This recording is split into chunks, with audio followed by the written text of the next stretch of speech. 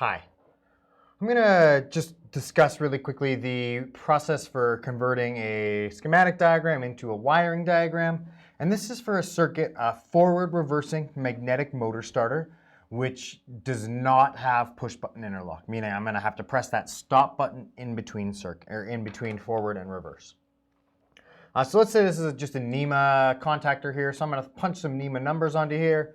I would have NEMA 1, NEMA 2, NEMA 3, 4, 5, 6, 7, and 8.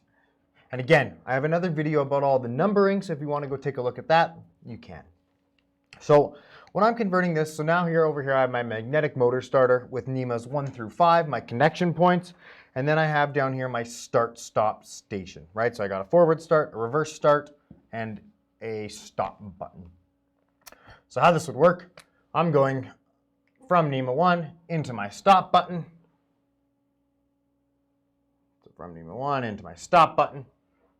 Then I'm going from my stop button to a bunch of locations. So I'm going to the left side of my start, I'm going to NEMA 2, I'm going to the left side of my reverse, and I'm going to NEMA 4.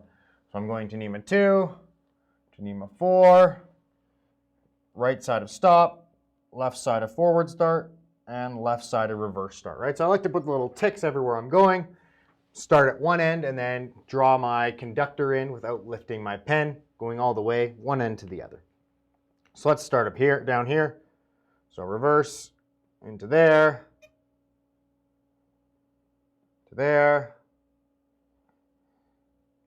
to NEMA 2, and then I can make this connection right inside my motor starter from NEMA 2 to NEMA 4. Awesome. So now I've gone to there. So now let's start at the top. So now the right side of my forward start goes to NEMA 3. Right side of forward start goes to NEMA 3.